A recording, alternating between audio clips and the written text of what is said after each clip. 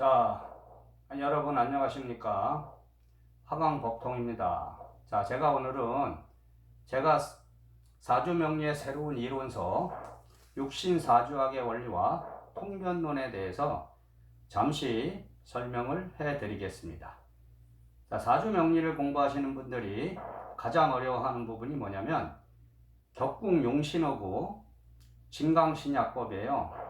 근데 그것은 고전 명리에서 나온 이론으로 체계화된 이론으로 정립이 안 돼 있다 보니까 사주를 여러 해 공부하신 분들도 많은 어려움을 느끼고 있어요. 그래서 제가 육신사주학의 원리와 통변론에 나오는 가장 중요한 이 앞에 나오는 핵심이라고도 할 수 있는 그 내용을 간단하게 설명해 드리겠습니다. 자, 이 책을 구입하신 분들은 이 책을 참고로 해서 보시고, 만약에 구입을 안 하셨고 이 내용이 궁금하신 분은 이 책을 구입해 주시면 되겠습니다.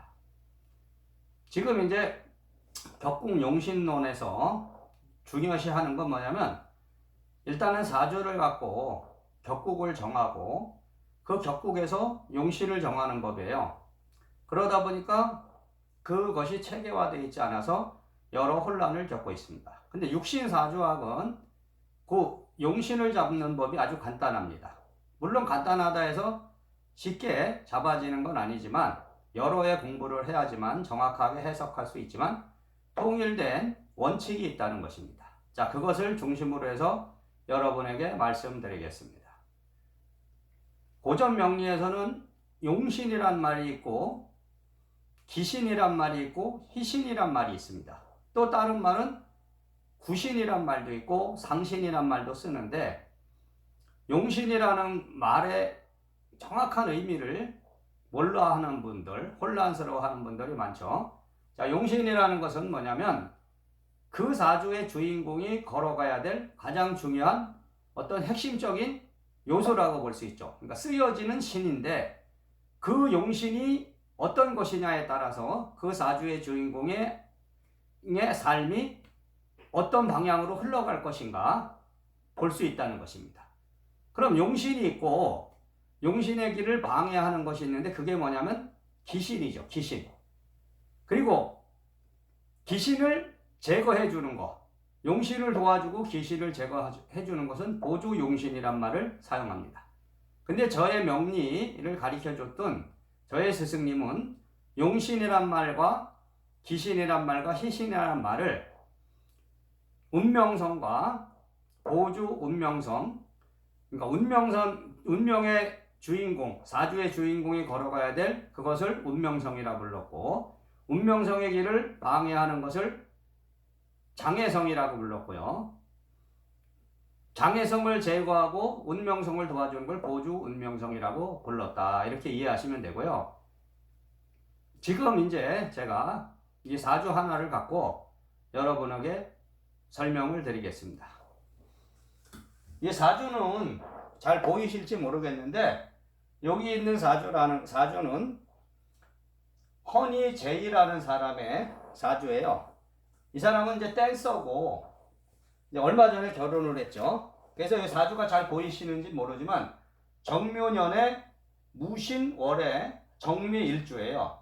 시간은 인터넷을 찾아보면 나오지만은 사실 알 수가 없죠. 이 사람한테 직접 물어보지 않는 한 알 수 없으니까 시간은 모르는 상태로 해서 이 사주를 갖고 오늘 설명해 드리겠습니다.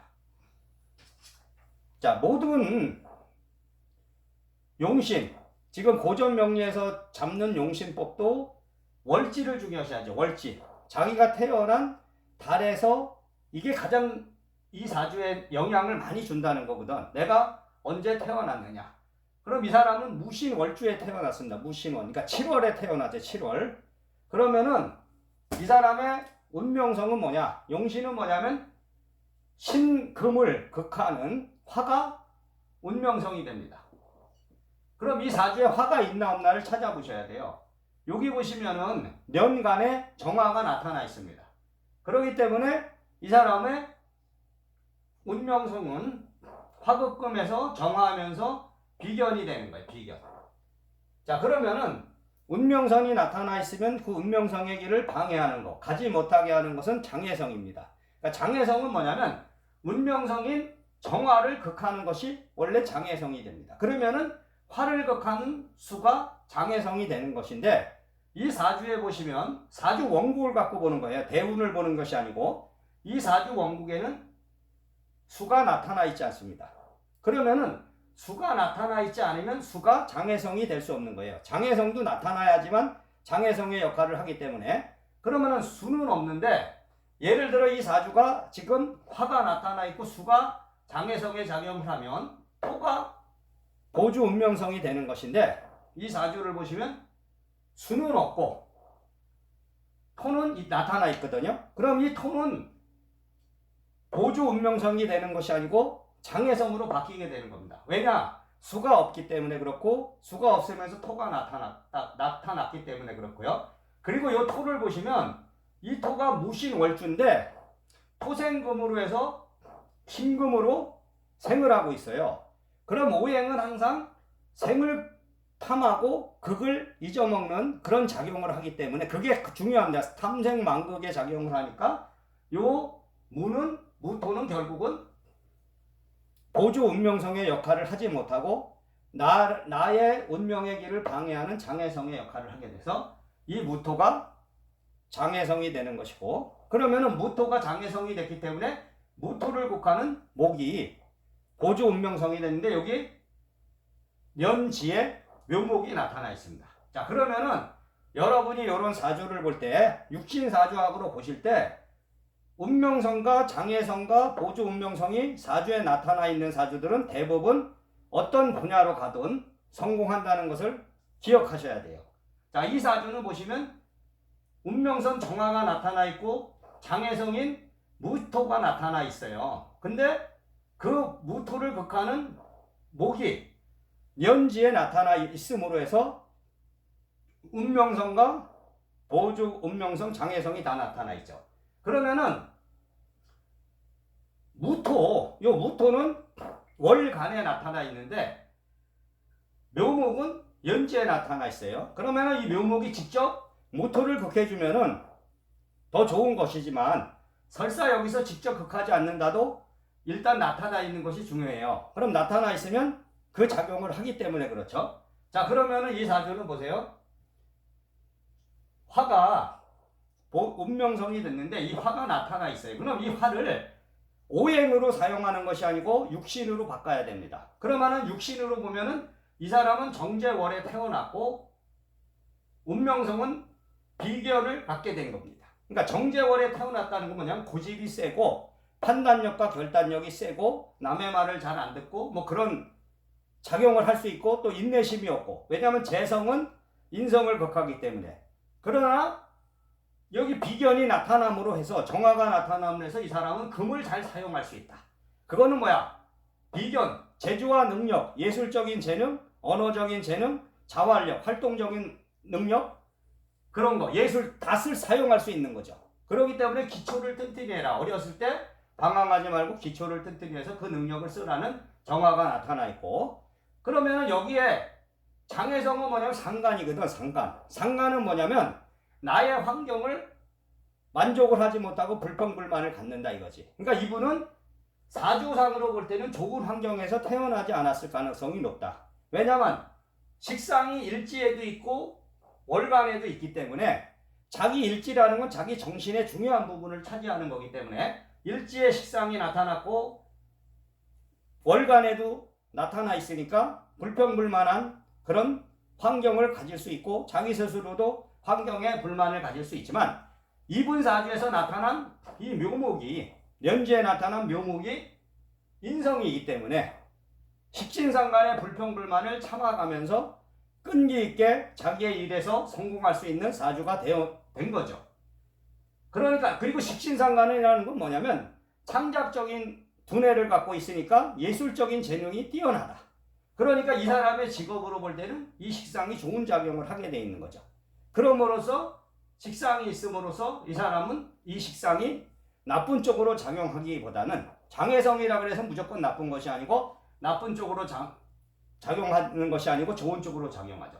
그러나 이 사람이 결혼을 한다면은 식신상간은 정간편간을 극하기 때문에 나쁜 작용을 하는 거예요. 그러나 일단은 이 사람의 사회적인 활동에서는 도움이 되는 것이고, 또 사회적인 활동을 해서 너의 이름을 내라는 뜻으로 사주가 형성되어 있으니까 정화를 쓰는 거, 비견을 쓰는 것이 맞는 거죠.